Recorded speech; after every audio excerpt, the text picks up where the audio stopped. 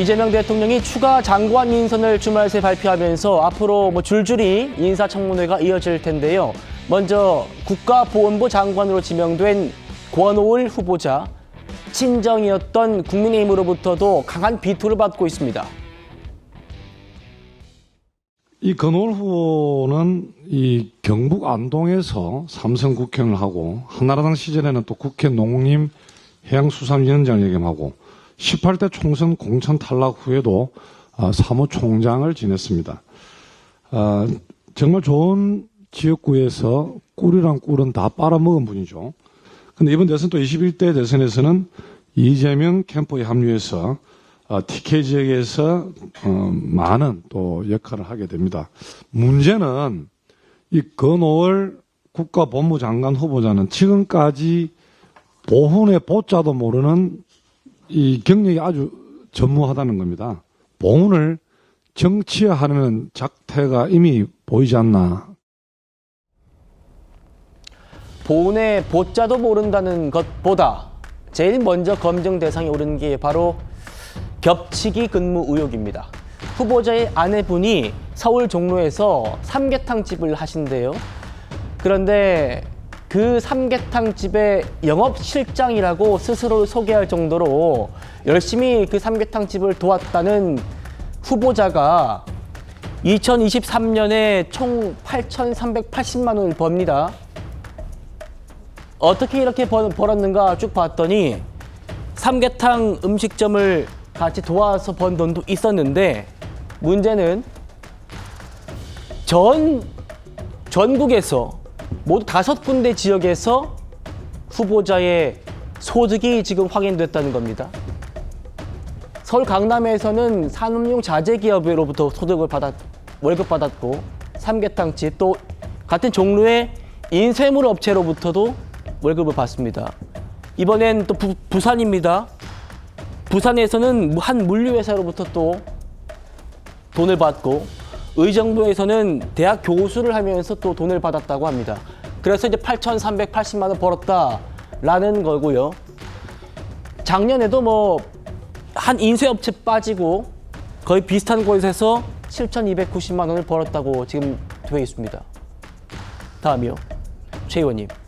국민의힘에서는 스스로 삼계탕집 영업실장이라면서 서빙까지 했다는 분이 그 같은 기간 동안에 어떻게 5군데에서 급여를 받느냐. 혹시 분신술이라고 썼느냐. 김민석 총리 후보자처럼 혹시 스폰서가 있는 것 아닌가, 이런 얘기까지 하는 것 같습니다. 사실은 저 액수나 그 근무했다는 장소 이런 것들을 종합적으로 보면 당연히 강민국 국민의힘 의원이 제기했던 것과 같은 의문을 가질 수가 있죠. 근데 또 조금 한 발좀 떨어져서 보면 액수가 그렇게 크지가 않아요. 그렇죠? 하나하나가. 예. 그러면 이제 우리가 흔히 어디에 근무했다고 할 때 월급을 받았을 수도 있고, 아니면 이제 풀타임으로 근무를 했을 때, 아니면 파트타임으로 근무를 했을 때, 이런 것들을 좀 나눠볼 필요도 있을 것 같고. 활동비 명목으로도. 아니면 또 예를 들어서 인쇄물 업체 같은 예. 데에서는 인센티브 명목으로 받을 수도 있는 거거든요. 꼭 근무를 안 해도. 예를 들어서 어디 특임 교수 같은 경우만 봐도 특임 교수가 상근자로서 강의를 매번 하고 이런 건 아니거든요.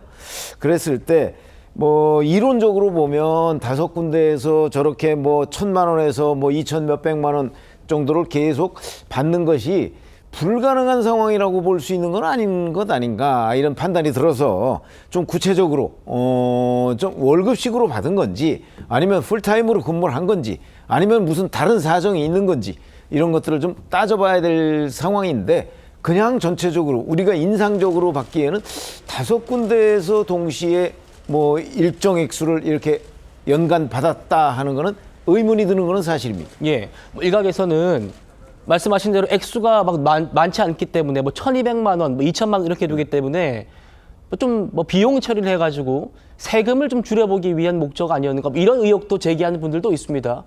이 부분도 좀 인사청문회에서 검증이 또 돼야 될 것 같고요. 또 다른 의혹도 있어요. 권오을 후보자가 선거법 유죄 확정 판결 받은 뒤에 선거 보전비 2억 7천만 원 아직까지 지금 반환하지 않고 있다라고 합니다. 이건 팩트로 지금 확인이 되고 있어요. 권 후보자가 2018년에 경북도지사 선거에 출마합니다. 이때 바른미래당 소속이었는데 낙선했어요. 그런데 15%를 득표를 못해가지고 다만 10% 이상이었고 그래서 선거비의 절반만 국고로 보전받게 되는데 이후에 선거운동원으로 신고하지 않은 활동가들에게 금품 제공한 혐의 이걸로 기소가 됩니다. 그리고 2021년에 이게 대법원에서 확정 판결이 납니다. 집행유예로. 이렇게 되면 떨어진 낙선자라고 하더라도 선거비 보전도 못 받게 됩니다. 자격을 잃게 되거든요. 그래서 30일 이내에 이 2억 7천만 원 보전받은 이 돈들을 다 반환해야 되는데 이걸 지금 아직 안 내고 있어요. 다음이요. 권을 후보자 해명은 집을 팔아야 할 정도로 21대 총선 때 정말 힘든 상황이었다. 지금 와서 뒤늦게 반환하는 게 오히려 부자연스럽기 때문에 내 재심만 받아보고 그 판단 따라 납부하겠다. 이렇게 지금 해명을 하고 있습니다. 설주환 변호사님. 네. 그런데 정말 집이 어려워서 형편이 어려워가지고 그 선거 보증비 못 낸다고 했는데 이번에 그 재산 등록한 거 신고된 액수 보니까 13억입니다. 네. 13억 갖고 있는데 지금 2억 얼마를 지금 못 내고 있다는 거 아닙니까? 이 부분도 좀 납득이 안 된다라는 게 야권의 주장이에요. 저도 좀 이해가 되지 않습니다. 아까 뭐 1,000만 원이라든지 아까 그 동시다발적으로 뭐 월급을 급여를 받은 부분은 뭐 저도 뭐 그럴 수도 있다. 아니면 자문이라든지 뭐 상근 근로가 아닌 경우에는 뭐 그럴 수도 있는 부분이 있다라고 하고 또 김민석 총리 후보자 인사청문회를 겪고 나니까 뭐 저 정도는 뭐 그냥 천사처럼 보이기 정도로 정말 김민석 총리 후보자에 대한 청문회가 참 너무 가관이었다라는 생각이 좀 듭니다만은 좀 이 부분은 이해되지 않습니다. 특히나 선거보전비 2억 7천만 원에 대해서 위반한 부분이 나왔었는데요. 선관위는 도대체 뭘 하고 있었죠? 여기에 대해서 어떠한 법적 집행 자체를 전혀 하지 않았다는 건가요? 그리고 권오을 후보자가 지금 얘기를 하고 있는 재심이라는 것은 어떤 새로운 증거가 발생을 했을 경우에만 재심 청구의 사유가 되는 것인데 지금 그러한 사유에 대해서는 명확하게 얘기를 하지 않고 계시면서 단순히 어떤 선거 보전비를 납부하지 않기 위해서 그냥 재심을 받아본 다음에 하겠다라고만 얘기를 하고 계시거든요. 재심에 해당할 만한 어떤 결정적인 정말 그 판결을 뒤집을 만한 객관적인 어떤 증거가 있으시다고 한다면 그 부분은 언론에 공개를 하시는 게 맞습니다. 그래야지만 본인이 어떤 반환금에 대해서 지연을 하고 있다는 것에 대해서 정당성이 부여되지 않겠습니까? 그렇다고 한다면 이렇게 그 선거 낙선 후에 어떤 본인이 선거법으로 처벌을 받았음에도 불구하고 선거 보전 비용을 반환하지 않고 있다. 그러면 앞으로 지금 이재명 대통령 같은 경우에도 만약에 그러면 400몇 억이라는 이 당에서 이걸 반환을 해줘야 되는데 만약에 유죄가 확정된다고 한다면요. 100만 원 이상. 그렇다고 한다면 이런 부분에 대해서는 앞으로 선거에 출마하는 사람들이 그냥 갚지 않고 있다거나 아니면 그냥 보전을 받은 다음에 판결을 받더라도 반환하지 않는다고 한다면 더 어차피 다 국가 세금으로 결손 처리되는 것이거든요. 그럼 정말 그 도덕적 해이는 어떻게 할 것인지 장관 후보자로서 설선수범을 보여야 될 분이 오히려 이런 부분에 대해서 회피를 하고 있다는 모습은 저는 굉장히 부적절하다고 보입니다.